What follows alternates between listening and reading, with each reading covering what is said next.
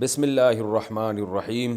آج انشاءاللہ میں سورہ بقرہ کا رکوع نمبر 19 اور دوسرے پارے کا تیسرا رکوع اس کی میں انشاءاللہ ترجمہ اور تفسیر ہوگی۔ سب سے پہلے حسب معمول لفظی ترجمہ، مختصر گرامر، اس کے بعد انشاءاللہ اس کی مختصر تفسیر۔ یا ایھا الذین آمنوا، اے لوگو جو ایمان لائے ہو، استعینوا بالصبر والصلاۃ۔ استعینوا باب استفعال، استخراج، استعینوا تھا اصل میں، استخرجو کی طرح، معاونت سے نکلا ہے، تعاون سے نکلا ہے۔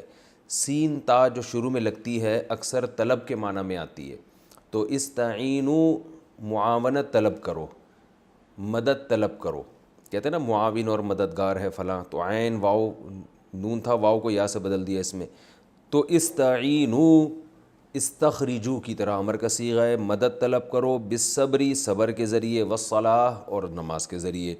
ان اللہ بے شک اللہ تعالیٰ مع الصابرین صبر کرنے والوں کے ساتھ ہیں۔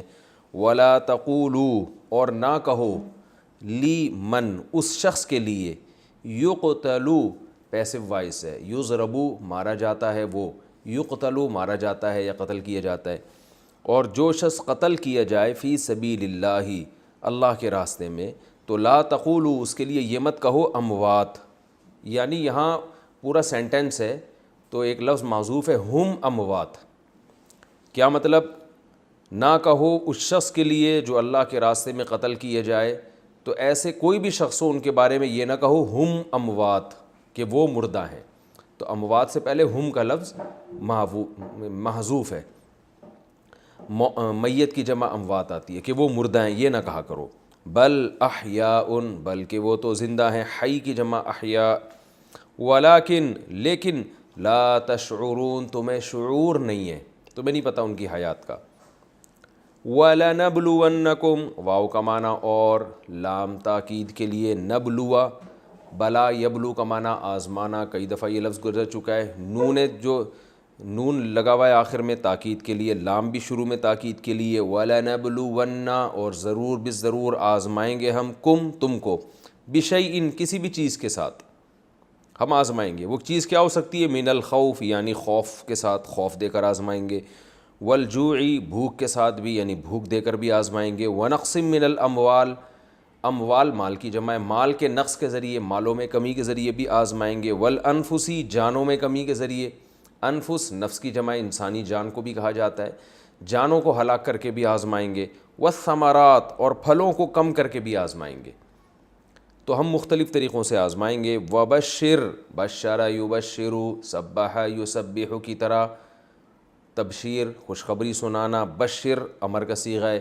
بشر آپ خوشخبری سنا دیجئے، الصابرین صبر کرنے والوں کو، الذین یہ صبر کرنے والے وہ لوگ ہوتے ہیں، اذا کہ جب، اصابت اصل میں تھا اسوبت اکرمت کی طرح، اکرم یکرمو سے اکرما اکرمو اکرمت، اکرام کیا اسے ایک عورت نے، تو اسوبت پہنچی وہ ایک چیز، تو اسوبت کو اصابت پڑھا جاتا ہے۔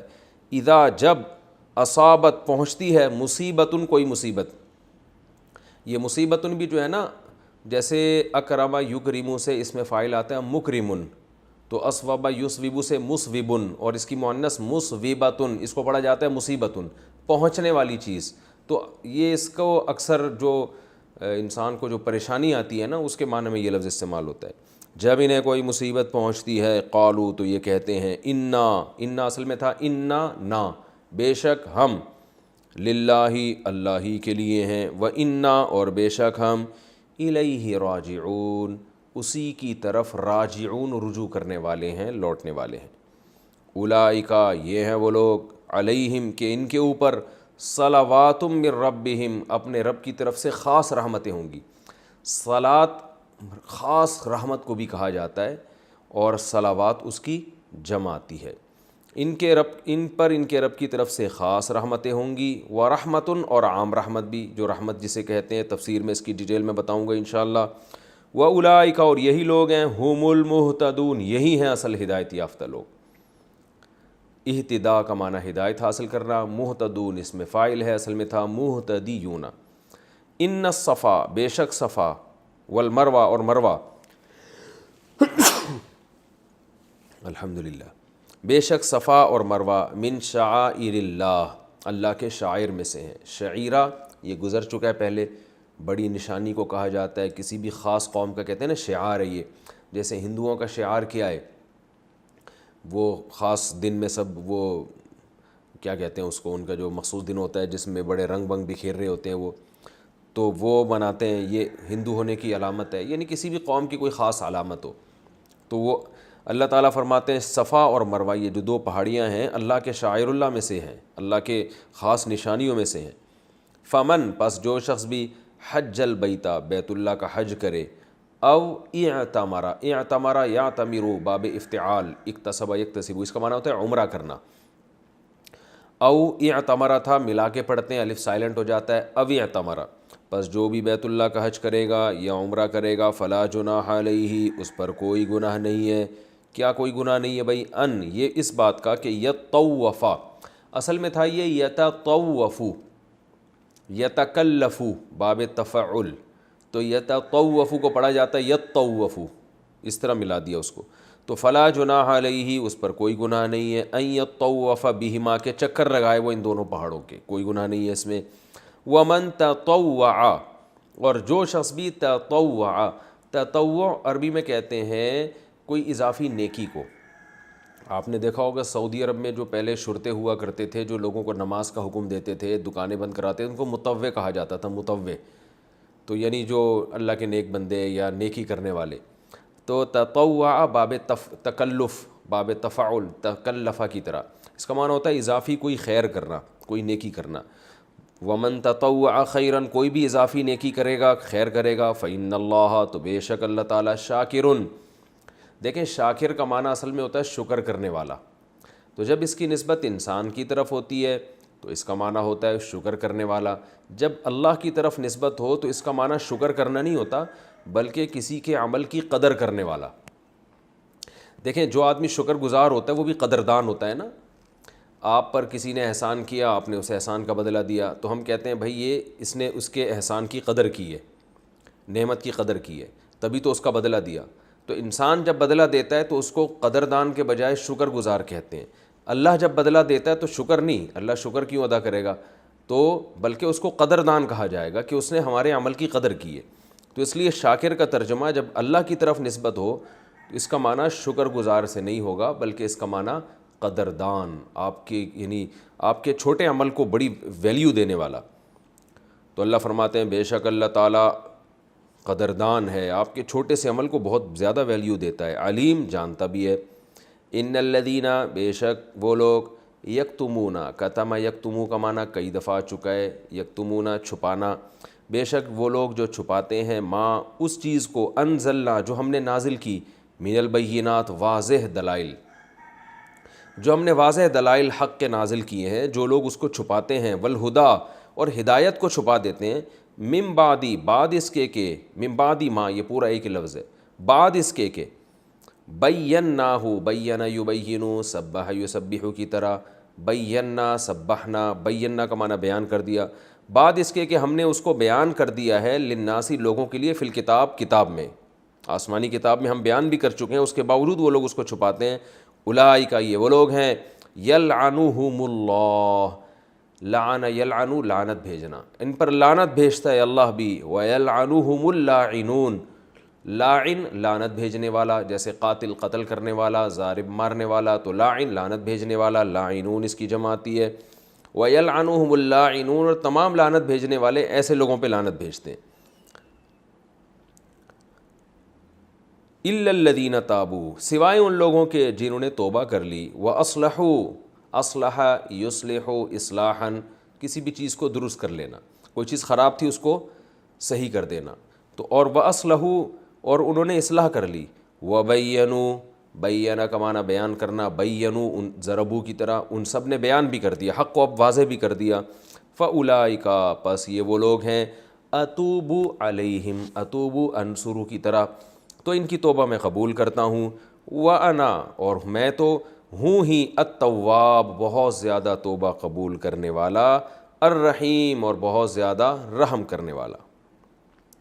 ان الذین کفروا، بے شک وہ لوگ جنہوں نے کفر کیا، وماتوا، اور مر گئے، وہم کفار، اس حال میں کہ وہ کفار ہی تھے، توبہ کے بغیر مر گئے، کافر کی جمع کفار، اولئک، یہ ہیں وہ لوگ، علیہم لعنت اللہ، جن پر اللہ کی لعنت ہے، والملائکتی، اور فرشتوں کی لعنت ہے، والناسی، اور لوگوں کی لعنت ہے، اجمعین، ان سب کی۔ یہ اجمعین کہتے ہیں تمام، اجمع کا معنی ہوتا ہے سب کے سب، ٹوٹل، کلہم، کلہم کے معنی میں ہے یہ، تو اجمعین، ان سب کی لعنت۔ یاد رکھیں اس کا یہ مطلب نہیں ہے کہ تمام لوگوں کی ان پر لعنت، تمام لوگ تو نہیں کرتے نا لعنت، تو الناس کا مطلب اس کا تعلق اجمعین کا اس سے ہے کہ اللہ کی بھی، فرشتوں کی بھی، لوگوں کی بھی، ان تینوں کی ہے۔ ایسا نہیں ہے کہ اللہ کی ہے اور فرشتے نہیں ایسے لوگوں پہ لعنت بھیجتے، یہ نہیں ہے، یا انسان نہیں بھیجتے، بلکہ جو بھی صحیح لوگ ہیں اور یا فرشتے ہیں یا اللہ، ان سب کی ان پر لعنت ہوتی ہے۔ خالدین فیہا، یہ اس لعنت میں ہمیشہ پڑے رہیں گے۔ لا یخفف عنہم، خفف یخفف، تخفیفاً کا معنی ہوتا ہے کمی کرنا، یہ لفظ میں پہلے کئی بار ڈیفائن کر چکا ہوں۔ ان پر کمی نہیں کی جائے گی ان سے العذاب، عذاب کو، ولا ہم، اور نہ ہی یہ ایسے ہوں گے، ینظرون، انظرا ینظر انذاراً، اس کا معنی ہوتا ہے کسی کو مہلت دینا، نظر، انظر ینظر، مہلت دینا کسی کو، تو ینظر، مہلت دیے جانا، پیسو وائس ہو جائے گا، تو ولا ہم ینظرون، اور نہ ان کو مہلت دی جائے گی۔ وَإِلَٰهُكُمْ، اور تمہارا جو معبود ہے، الہ واحد، ایک معبود ہے، لا الہ الا ہو، کوئی معبود نہیں ہے سوائے اس اللہ کے، الرحمن، بڑا مہربان ہے، الرحیم، نہایت رحم کرنے والا ہے۔ یہ تو اس رکوع کا لفظی ترجمہ اور مختصر گرامر ہو گئی۔ اب ہم اس کی تفسیر کی طرف چلتے ہیں۔ آپ کو پتہ ہے کہ پچھلے جو 4 رکوع سے مسلسل ایک ہی ٹاپک چل رہا تھا، تحویل قبلہ، اور کیونکہ یہ بہت بڑا حکم تھا، ہمیں ایسا لگے گا کہ پتہ نہیں اللہ میاں ایک ہی بات کو بار بار کیوں ریپیٹ کر رہے ہیں۔ اس کی وجہ یہ کہ ہم اس ماحول میں نہیں ہیں، جس پہ گزرتی ہے اس کو بار بار تسلیوں کی ضرورت ہوتی ہے۔ وہ تسلی آپ کسی تھرڈ پرسن کے سامنے ریپیٹ کریں گے، وہ کہے گا یار پتہ نہیں کیوں اتنی تسلیاں دی جا رہی ہیں، اس لیے کہ وہ بھگتا نہیں ہے اس چیز کو۔ تو کیونکہ قبلہ کا چینج کرنے کا مطلب کہ اسلام کا مرکز ہی پورا چینج ہو گیا، تو اس لیے اللہ تعالیٰ نے بار بار تحویل قبلہ کے بارے میں مسلمانوں کو تاکید بھی دی کہ بار بار حکم بھی دیا کہ جہاں بھی جاؤ گے خانہ کعبہ کی طرف رخ پھیرنا ہے، چاہے یہود و نصارہ کو کتنی تکلیف ہو، کتنی اذیت ہو۔ وَمِنْ حَيْثُ خَرَجْتَ فَوَلِّ وَجْهَكَ شَطْرَ الْمَسْجِدِ الْحَرَامِ، جہاں بھی جاؤ گے مسجد حرام کی طرف رخ کرنا ہے، یہ جو مرضی کرتے رہیں، اور یہ اللہ کا اٹل فیصلہ ہے، اور ابراہیم علیہ السلام نے اصل میں اسی کو کعبہ کو بنایا تھا۔ تو اسی مضمون کی تکمیل کے طور پر اللہ نے اب مسلمانوں کو صبر کی تلقین کی ہے کہ تمہیں یہ ٹینشنیں ملتی رہیں گی، زبان سے بھی اور بھی بہت ساری پریشانیاں، تو انہی پریشانیوں میں سے کچھ پریشانیوں کا ذکر ہے، اور شروع میں صبر کی تلقین ہے۔ یا ایھا الذین آمنوا، اے لوگو جو ایمان لائے ہو، استعینوا بالصبر والصلاۃ، صبر اور نماز کے ذریعے مدد طلب کرو۔ یعنی جب تمہیں غم ہو نا تو 2 چیزیں ایسی ہیں جو تمہارے لیے سہارا بنیں گی، تمہیں موٹیویٹ کریں گی۔ آج سارا زور ٹیبلٹ پہ لگایا ہوا ہے، نفسیاتی ڈاکٹر بھی عام طور پر گولیاں دے دیتے ہیں ڈپریشن کی، آپ سو جاؤ، آرام کرو۔ 2 چیزیں کسی بھی شخص کے لیے بہت ضروری ہیں مصائب کو جھیلنے کے لیے۔ وہ کیا ہے؟ ایک صبر، صبر کا معنی روکنا، اپنی بریکوں کو ٹائٹ کرنا چاہیے۔ واویلا مچانا، بات بات پہ چیخ و پکار کرنا، اور بات بات پہ چھوٹی چھوٹی باتوں پہ ایک پورا طوفان بدتمیزی کھڑا کر لینا، یہ شریعت کی نظر میں کوئی پسندیدہ کام نہیں ہے۔ تو اس لیے اللہ نے فرمایا اپنے آپ کو روکنا سیکھو، بریکیں مضبوط کرو اپنی۔ آج کیا کہتے ہیں دنیا، کیا ہمیں سکھاتی ہے کہ غصے کو، جب غصہ آ رہا ہو نا تو نکال دینا چاہیے، اس سے انسان ٹھنڈا ہو جاتا ہے۔ نہ نہ نہ، یہ شریعت کی تعلیمات نہیں ہے۔ وقتی طور پہ ٹھنڈا ہوتا ہے، لیکن پھر اس میں غصے کو برداشت کرنے کی طاقت آہستہ آہستہ ختم ہو جاتی ہے، کیونکہ انسانی فطرت یہ ہے کہ جس چیز، جو قوت آپ کی استعمال ہوگی نا، وہ قوت بڑھتی ہے۔ میں اکثر مثال دیتا ہوں، آپ اگر اپنے ہاتھوں سے ویٹ اٹھاتے رہیں گے تو ہاتھ مضبوط ہوں گے، ویٹ اٹھانے کی طاقت بڑھے گی، کم نہیں ہوگی۔ تو غصے کو جب برداشت کرنا سیکھیں گے تو برداشت کرنے کی قوت بڑھے گی آپ کی، اور اگر غصہ جب آیا آپ نے نکال دیا، اگل دیا، تو اس سے آپ کی بریکیں فیل ہو جائیں گی۔ تو غصہ جاری کر کے ٹھنڈا ہوتا ہے انسان، لیکن وقتی طور پہ ہوتا ہے، اندر سے وہ بگڑتا رہتا ہے۔ تو اس لیے اسلام میں غصہ پینے کے فضائل ہیں، غصہ جاری کرنے کی کوئی فضیلت نہیں ہے۔ ہاں کوئی مجبوری ہو، اور بعض احکام ایسے ہیں جہاں غصہ جاری کر دینا جائز ہے، لیکن نارملی جو عمومی جو حکم ہے غصہ پینا. تو صبر اس کے ذریعے مدد طلب کرو، والصلاۃ، اور نماز کے ذریعے. نماز کے ذریعے مدد کیسے ملے گی کہ جب انسان کسی کے لیے قربانی دے رہا ہوتا ہے تو جس کے لیے قربانی دے رہا ہے اس سے تعلقات اچھے ہوں گے، اس کی محبت دل میں ہوگی تو قربانی آسان ہو جائے گی. اب مسلمان پر جو کچھ آزمائش آتی ہے وہ تو اسلام پہ چلنے کی وجہ سے آ رہی ہے نا. تو اسلام پہ چل رہا ہے اللہ کے لیے، تو جب اللہ سے دوستی مضبوط ہوگی تو پھر یہ قربانی اور یہ صبر اس کے لیے آسان ہو جائے گا. اور اللہ سے دوستی کا بہترین ذریعہ نماز ہے، کیونکہ آپ جیسے ہی نماز سے باہر نکلتے ہو نا آپ کے سگنل پوری دنیا سے بحال ہو جاتے ہیں. ہر خبر آپ سنتے ہو، ہر چیز آپ اپنی آنکھوں سے دیکھتے ہو، لیکن جیسے ہی تکبیر تحریمہ کہہ کے آپ نیت باندھتے ہو تو ساری دنیا سے رابطہ آپ کا منقطع، تو اللہ سے رابطہ آپ کا بحال ہو جاتا ہے. تو انسان کی فطرت ہے جس چیز کے ساتھ زیادہ ٹائم گزارتا ہے اس سے محبت بڑھتی ہے. میں لوگوں کو مثالیں دیتا ہوں نا، گدھا بھی پال لیں گے نا تھوڑے دنوں میں اس سے بھی محبت ہو جاتی ہے انسان کو. تو کوئی حسین کوئی خوبصورت بچہ لے کے پالیں گے، اچھا بچہ ہوگا، اس کی اچھی طبیعت ہوگی تو کتنی زیادہ محبت ہو جاتی ہے لوگوں کو. تو اللہ کی ذات سے بڑھ کر کون ہو سکتا ہے. تو اگر اللہ کے ساتھ رہنا شروع کر دیں گے نماز کے ذریعے تو بہت زیادہ محبت اللہ تعالیٰ سے پیدا ہو جائے گی، اور آپ کو یہ احساس ہوگا کہ یہ دنیا دار فانی ہے. تو اس لیے اللہ نے فرمایا، ہم نے دیکھا ہے بڑے بڑے بزرگوں کو جب کوئی ٹینشن ہوتی تھی نمازیں شروع کر دیتے تھے، وہ نماز میں ان کا دل پھر اور زیادہ لگتا تھا. تو یہ انسان کے لیے بہترین تسلی کی چیز ہے. غیر مسلموں کے پاس یہ نعمت نہیں ہے، وہ بس گولیوں کے علاوہ اور تھوڑی بہت ان کو موٹیویشن مل جاتی ہے، باقی کوئی ان کے پاس موٹیویشن کا ذریعہ نہیں ہے.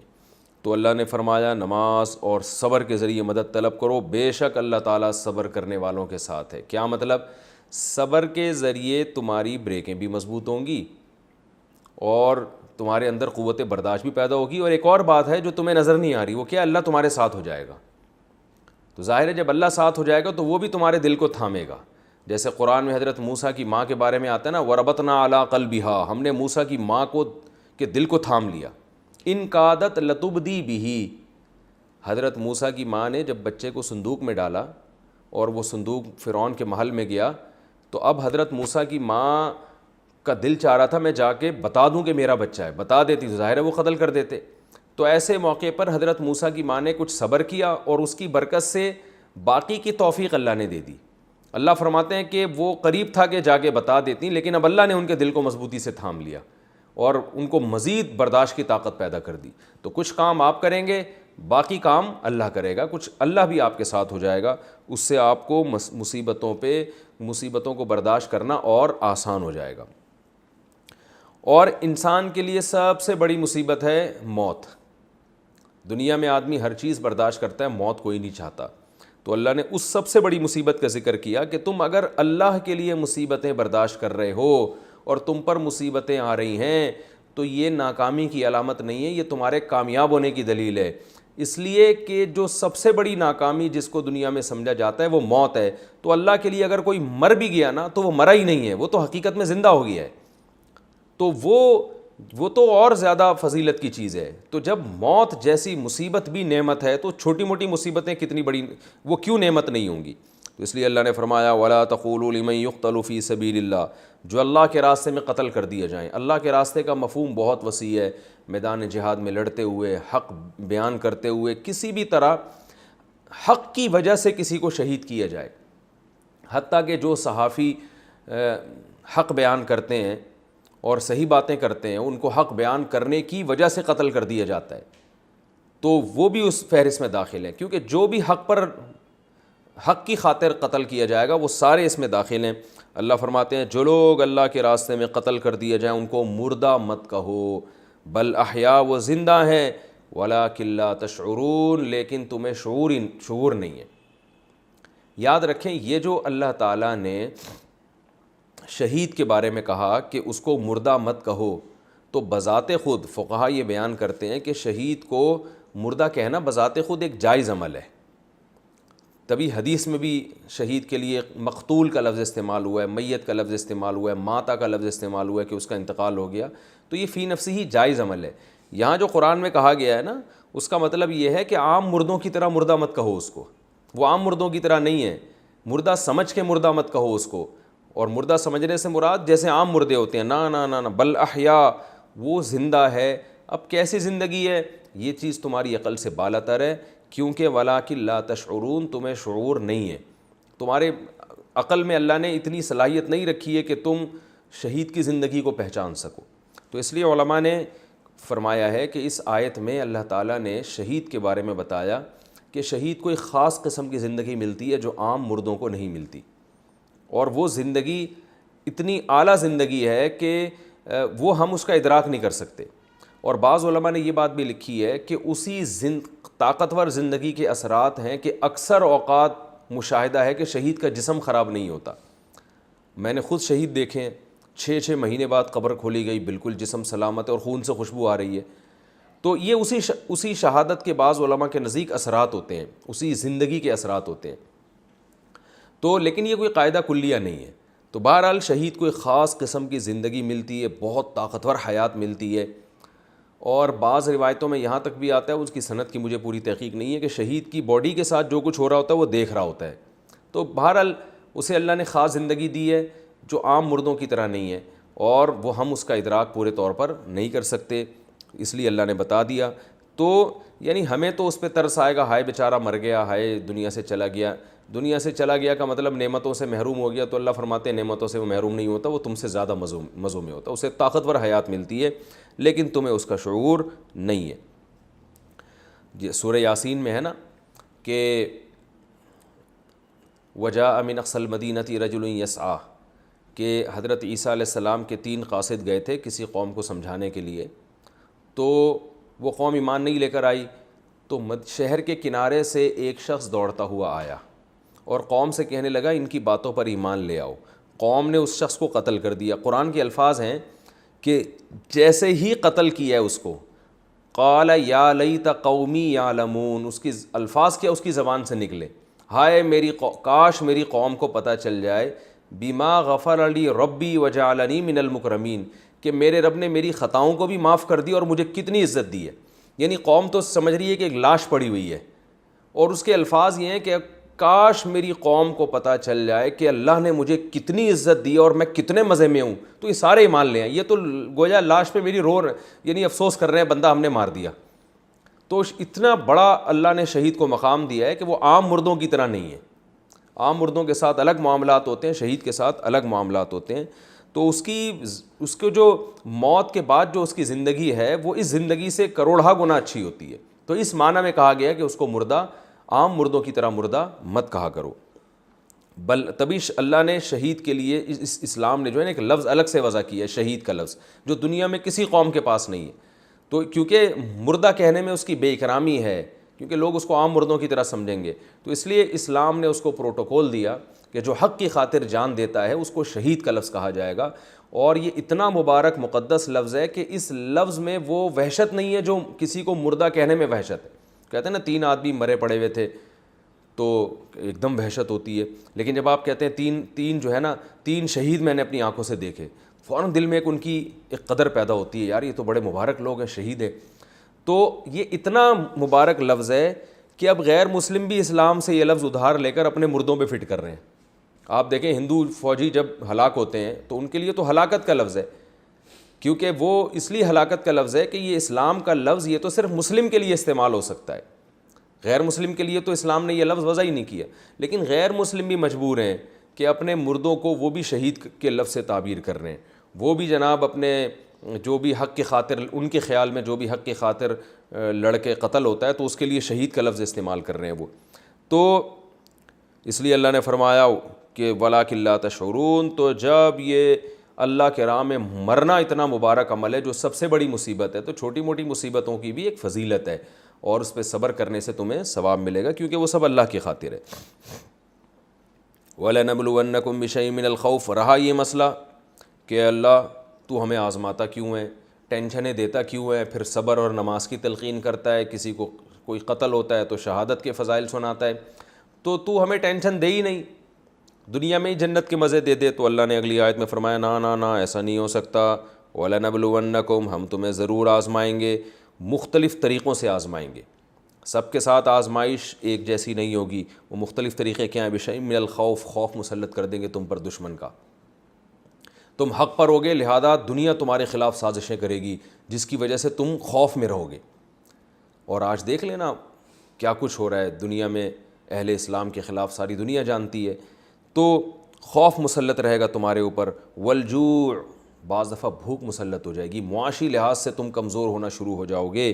ونقص من الاموال، مالوں میں کمی ہونا شروع ہو جائے گی. والانفسی، جانیں ہلاک ہونا شروع ہو جائیں گی، قتل و غارت شروع ہو جائے گی. والثمرات، تمہارے پھلوں میں کمی ہونا شروع ہو جائے گی.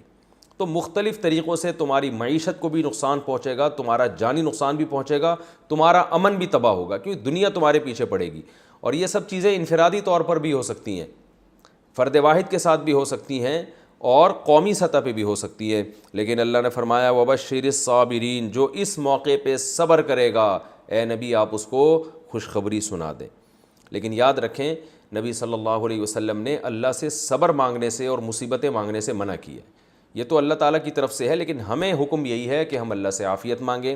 اے اللہ ہمیں آزمائشوں میں نہ ڈال، تو نے اگر ہمیں آزمانا بھی ہے تو ہمیں نعمتیں دے کے آزما، خوب نعمتیں دے ہمیں، اور پھر اس میں ہمیں شکر کی توفیق عطا فرما.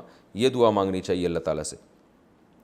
آگے اللہ نے صبر کرنے والوں کی ایک علامت بیان کی ہے، اور ایسی علامت بیان کی ہے کہ وہی علامت صبر کا ذریعہ بھی ہے، مصیبتوں کو برداشت کرنے کا ایک بہترین ایک دوا بھی ہے. فرمایا الذین، یہ وہ لوگ ہیں، صابرین کسے کہتے ہیں، اذا اصابتہم مصیبہ، جب ان کو کوئی مصیبت پہنچتی ہے، قالوا، تو یہ کیا کہتے ہیں، انا للہ، ہم اللہ کے لیے، اللہ کے غلام ہیں. تو مالک کو حق ہے کہ وہ غلام کے ساتھ جیسا چاہے سلوک کرے. ہم پہ ہماری مرضی نہیں چلے گی، ہم تو غلام ہیں، تو غلام پہ آقا کی مرضی چلتی ہے. دیکھیں یہ جانوروں کو ہم جب پالتے ہیں نا تو ان پہ ہماری مرضی چلتی ہے. گھوڑے کی لگام ہمارے ہاتھ میں ہوتی ہے، تو اب گھوڑا ہمارے حساب سے چلتا ہے، اپنے حساب سے چلے گا، ہم مار کے پھینک دیں گے اس کو، ذبح کر کے پھینک دیں گے اس کو، کیونکہ ہم نے اس کو خریدا ہے، ہم اس کے مالک ہیں. تو اب گھوڑے کو یہ اعتراض کا حق نہیں ہے کہ بھائی مجھے ادھر کیوں لے کے جا رہے ہو، مجھے ادھر کیوں لے کے جا رہے ہو، مجھے پہاڑوں پہ کیوں چڑھا رہے ہو، مجھے پہاڑ سے نیچے کیوں اتار رہے ہو، مجھے دریا کیوں پار کروا رہے ہو. تو گھوڑے کو اگر یہ اعتراض کرے تو گھوڑے سے کہا جائے گا بھائی تجھے خریدا ہے تیرے مالک نے، وہ تیرا مالک ہے. تو ہمیں گھوڑے پر اتنی ملکیت نہیں ہے جتنی اللہ کو ہماری ذات پہ ملکیت حاصل ہے. لہذا کچھ بھی ہو رہا ہے تو ایمان والے یہ سوچ کے صبر کرتے ہیں انا للہ، ہم اللہ کے غلام ہیں، بھائی ہم پہ ہماری مرضی تھوڑی چلے گی، بلکہ ہم پہ اللہ کی مرضی چلے گی. ورنہ ہر انسان چاہتا ہے دنیا میں کوئی غم آئے نہیں، سارے مسئلے پورے ہوں، پوری دنیا کا بادشاہ میں بن جاؤں، سب سے زیادہ پیسہ میرے پاس، سب سے خوبصورت میں ہوں، سب سے زیادہ جوانی میرے پاس، سب کچھ میرے مسئلے حل ہو جائیں. تو ہر آدمی چاہتا ہے، تو ہوگا ایسا نہیں. تو ہم پہ ہماری مرضی نہیں، اللہ کی چلے گی، یہ سوچ کے صبر کرتے ہیں. وَإِنَّا إِلَيْهِ رَاجِعُونَ، اور ہم نے جانا بھی اس کے پاس ہے. یہ اگلے جملے میں اور تسلی ہے. کیا مطلب؟ کہ اللہ نے وعدے کیے ہوئے ہیں کہ صبر کرو گے تو میں تمہیں اجر دوں گا. تو ہم نے جب جانا اس کے پاس ہے تو ہم اس کو خوش کر کے جائیں نا، تاکہ ہمیں نوازے وہ. تو خوشی اسی میں ہے کہ صبر کر لو. تو یہ دو جملے سوچ کے ان کو تسلی مل جاتی ہے. آج یہ انا للہ و انا الیہ راجعون لوگوں کی زبانوں پہ تو بہت ہوتا ہے، لیکن مفہوم دماغ میں نہیں ہوتا. چیخ بھی رہے ہوتے ہیں انا للہ و انا الیہ راجعون بھی پڑھ رہے ہوتے ہیں، اور واویلا بھی کر رہے ہوتے ہیں، اور سارے الٹے کام کر رہے ہوتے ہیں مصیبت میں، اور آخر میں انا للہ و انا الیہ راجعون کہہ دیتے ہیں. تو یہ سوچ کے یہ الفاظ کہنے کی فضیلت ہے. ایسے ہی زبان سے کہنے کا کوئی خاص فائدہ نہیں ہے اس میں. سوچ کے کہ ہم اللہ کے غلام ہیں اور ہم نے اسی کی طرف لوٹ کر جانا ہے، اور ہمیں اس پر وہ اجر دے گا. حدیث میں آتا ہے کہ مسلمان کو ایک کانٹا بھی اگر لگتا ہے تو آپ صلی اللہ علیہ وسلم نے فرمایا حتی الشوکۃ یشاکھها، صحیح حدیث ہے، اس پہ بھی اس کا گناہ معاف ہوتا ہے ایک کانٹے کے بدلے میں بھی. اور اگر اس کے اعمال میں گناہ نہیں ہو تو اس کے نیکیوں میں اضافہ ہو جاتا ہے. اور ایک حدیث میں آتا ہے آپ صلی اللہ علیہ وسلم نے فرمایا قیامت کے دن ایک شخص آئے گا، دیکھے گا میزان میں اتنی نیکیاں، اتنا اجر، وہ کہے گا میں نے تو نہ اتنی تہجد پڑھی، نہ اتنے روزے رکھے، یہ نیکیاں کہاں سے آئیں؟ تو اسے بتایا جائے گا کہ تم کو فلاں موقع پر مصیبت پہنچی تھی، تم نے صبر کیا تھا، فلاں موقع پر تمہارے بچے کی موت واقع ہوئی، تم نے صبر کیا، فلاں موقع پہ تمہیں کانٹا لگا، تم نے صبر کیا، فلاں موقع پہ تمہیں فلاں شخص نے برا بھلا کہا، اس کی وجہ سے تمہیں جو ٹینشن ہوئی. تو یہ ساری چیزیں اس کے اعمال میں ترازو میں رکھی جائیں گی. تو اس کی یہ تمنا ہوگی کہ کاش میں نے زندگی میں کبھی خوشی نہ دیکھی ہوتی، اور اللہ نے ساری زندگی مجھے مصیبتوں میں ہی رکھا ہوتا. اور ایک اور حدیث میں آتا ہے رسول اللہ صلی اللہ علیہ وسلم نے فرمایا کہ قیامت کے دن میزان کے ترازو میں صبر سے زیادہ وزنی کوئی نیکی نہیں ہوگی.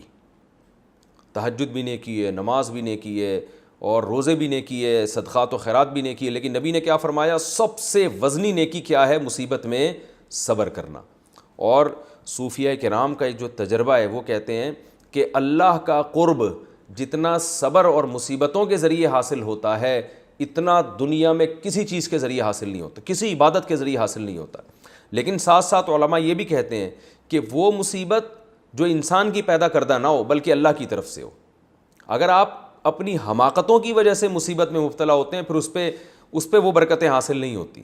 صبر تو اس پہ بھی کرنا ہی پڑتا ہے, لیکن ایک مصیبت اللہ کی طرف سے, ایک اپنی حماقتوں کی وجہ سے. آج کل جو زیادہ تر پرابلمس ہو رہی ہیں ہماری اپنے کرتوت ہوتے ہیں, اپنے کچھ جیسے صحت کا خیال نہیں رکھا, الٹ پٹانگ شوگر کا مریض ہے, لڈو کھا رہا ہے اور کھاتے کھاتے شوگر ہائی ہو گئی, اب صبر کر رہا ہے کہ بس صبر کر رہا ہے اس مصیبت میں.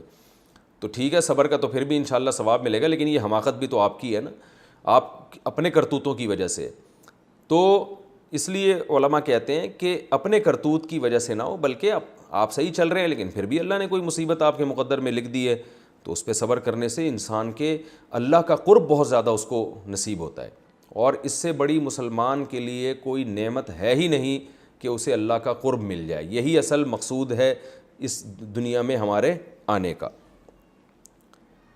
فرمایا اولئک علیہم صلوات من ربہم, یہ ہیں وہ لوگ جو مصیبتوں میں جب صبر کرتے ہیں تو یہ ہیں وہ لوگ. دیکھو اللہ اولئک گویا ہاتھ سے اشارہ کر رہی, یہ ہیں وہ لوگ جن پر ان کے رب کی طرف سے خصوصی رحمتیں بھی ہوں گی اور رحمت عام رحمت بھی.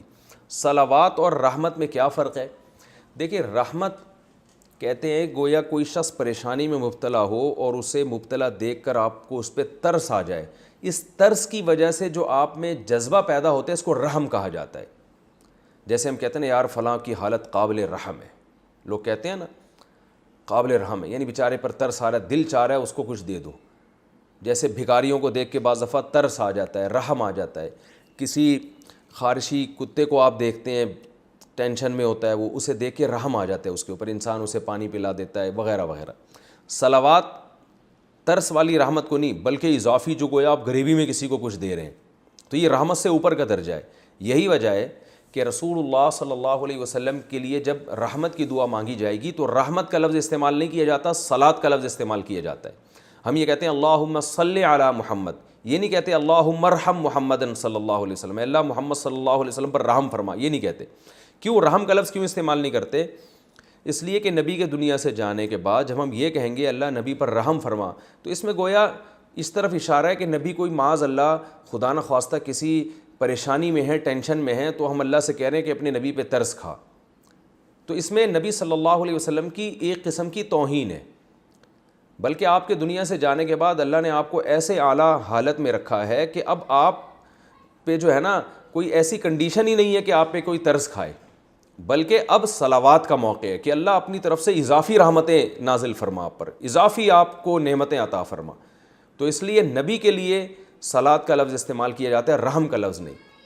اور بعض علماء نے یہ حکمت لکھی ہے کہ رسول اللہ صلی اللہ علیہ وسلم کا نماز جنازہ بھی اسی لیے نہیں پڑھایا گیا کہ نماز جنازہ مغفرت کی دعا کے لیے مغفرت کے لیے ہوتا ہے, اور نبی انبیاء کے لیے مغفرت کی دعا جائز نہیں ہے, کیونکہ وہ جب دنیا سے جاتے ہیں ان کے اعمال میں گناہ ہوتا ہی نہیں ہے, تو ان کو مغفرت کی نہیں بلکہ اللہ کی اضافی رحمتوں کی ضرورت ہوتی ہے.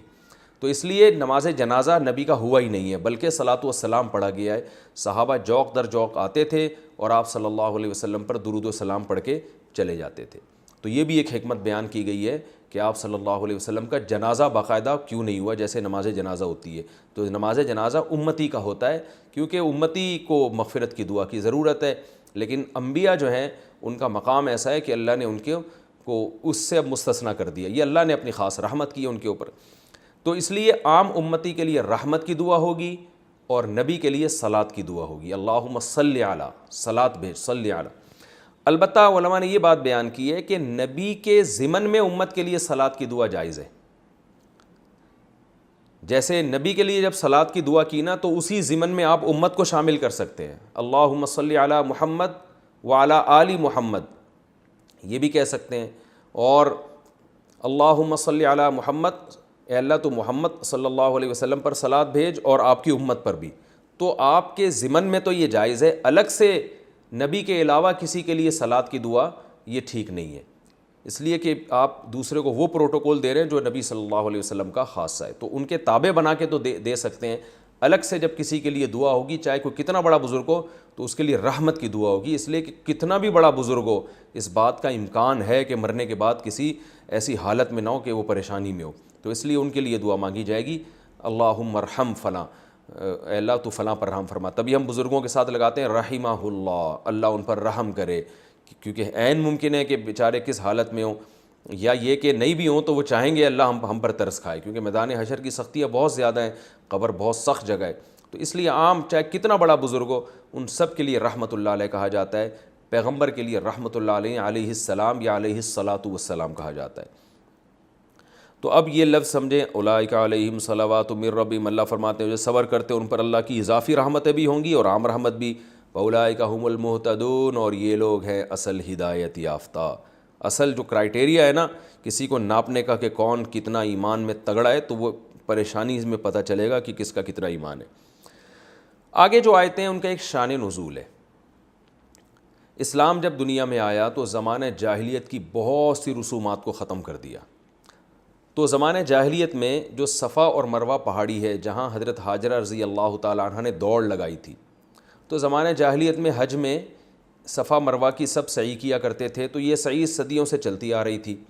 اسلام جب دنیا میں آیا تو بہت سے صحابہ کو خیال ہوا کہ یہ ایک ایسے ہی ایک عجیب سی رسم لگتی ہے, ادھر سے دوڑے ادھر چڑھ گئے پھر ادھر سے اترے ادھر آ گئے, تو یہ کہیں ایسا نہیں ہے کہ غلط کر رہے ہو ہم. تو اس لیے بعض صحابہ نے نبی سے پوچھا یا رسول اللہ اس میں کوئی گناہ تو نہیں ہے, ہم صفا مروہ کی سعی کرتے ہیں. تو اس کا جواب قرآن میں نازل ہوا کہ زمانہ جاہلیت کی ہر چیز غلط نہیں ہے, بہت سی چیزیں ٹھیک بھی ہیں. ان میں سے ایک صفا مروہ کی سعی بھی ہے کہ یہ بالکل ٹھیک ہے. ان الصفا والمروہ من شعائر اللہ, فرمایا صفا مروہ کوئی جاہلیت کے شاعر میں سے نہیں ہے بلکہ شاعر اللہ میں سے ہے, اللہ کی نشانیوں میں سے ایک نشانی ہے. فمن حج البیت او اعتمر, لہذا جو کوئی حج کرے گا یا عمرہ کرے گا, فلا جناح علیہ ان یطوف بہما, اس پر کوئی گناہ نہیں ہے کہ طواف کرے وہ, یعنی طواف کا مطلب چکر لگائے. اس سے وہ طواف مراد نہیں ہے جو بیت اللہ کے گرد کیا جاتا ہے, اس سے مراد چکر یعنی جائے واپس آنا پھر جانا, جو 7 دفعہ سعی کی جاتی ہے, کوئی گناہ نہیں ہے. حضرت عائشہ رضی اللہ تعالیٰ عنہ سے کسی نے سوال پوچھا تھا کہ کیا صفا مروہ کی سعی کرنا ضروری ہے حج اور عمرے میں؟ انہوں نے فرمایا ہاں. تو انہوں نے قرآن کی آیت پڑھی کہ اللہ تو فرماتے ہیں کہ جو حج کرے عمرہ کرے اور سعی اگر وہ کر لے تو کوئی گناہ نہیں ہے. تو اس سے تو پتہ چل رہا ہے سعی کرنا جائز ہے, یہ تھوڑی پتہ چل رہا ہے کہ واجب ہے لازمی ہے, یہ کہاں پتہ چل رہا ہے؟ اس سے تو پتہ چل رہا ہے کہ بھئی کوئی اگر کر لے تو کوئی گناہ نہیں ہے.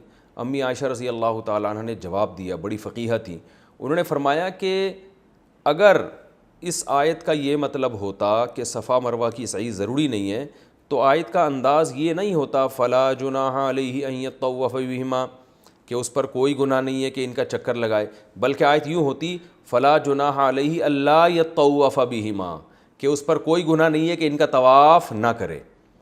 یہ بڑی ذہانت کی بات ہے امی عائشہ رضی اللہ, اس کے لیے آئی کیو لیول بہت اونچا ہونا چاہیے. تبھی علماء کہتے ہیں امی عائشہ نے جو یہ جواب دیا نا ساحل کو, یہ آپ کے مینٹل اپروچ کی ایک مینٹل لیول بہت ہائی تھا آپ کا, یہ بڑی یعنی حکمت کی بات ہے. اس سے پتہ چلتا آپ بہت بڑی فقیہہ تھیں. اب میں اس کو تھوڑا سا سمجھاتا ہوں. کیا مطلب؟ دیکھیں عبادت کے بارے میں کبھی یہ انداز نہیں ہوتا کہ تم اگر نماز پڑھ لو تو تم پہ کوئی گناہ نہیں ہے. عبادت کا انداز تو یہ ہوتا ہے کہ تم نماز اگر نہیں پڑھو گے تو کوئی گناہ نہیں ہے, اور پڑھ لو تو ثواب کی بات ہے, یوں ہوگا نا.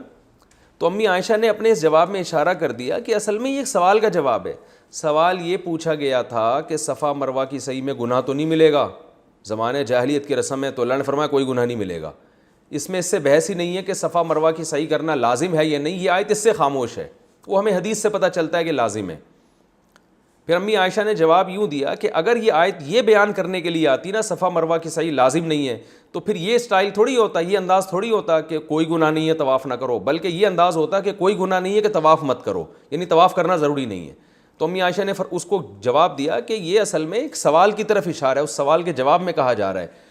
تو اس سے پتہ چلتا ہے کہ قرآن و سنت کو سمجھنے کے لیے جو ہے نا بہت فقاہت چاہیے، صرف لفظی آیتوں سے لوگ نہیں سمجھ لیتے قرآن، جیسے کہ آج کل بس لفظی ترجمہ سے اب ہر آدمی فنٹر بننے کی کوشش کر رہا ہے۔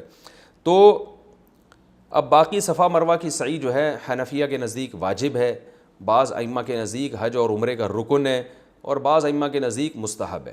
تو وہ ایک فقہی اختلاف ہے علماء کے درمیان، لیکن اتنا ضرور ہے کہ احناف کے ہاں اگر صفا مروہ کی سعی چھوڑ دی تو حج اور عمرہ تو ہو جائے گا مگر دم دینا پڑے گا آپ کو۔ ومن تطوع خیرا، اللہ فرماتے ہیں جو بھی خیر کا کام کرے گا، نیکی کرے گا، تو اللہ اس کی نیکی کا قدردان بھی ہے اور اسے جاننے والا بھی ہے۔ تو یہ رکوع ابھی ہمارا باقی ہے، اس رکوع کا تھوڑی سی تفسیر بھی باقی رہ گئی اور اس میں جو علمی نکات ہیں وہ بھی باقی رہ گئے، تو انشاءاللہ اگلے ایپیسوڈ میں اللہ تعالیٰ سمجھنے کی، عمل کی توفیق عطا فرمائے۔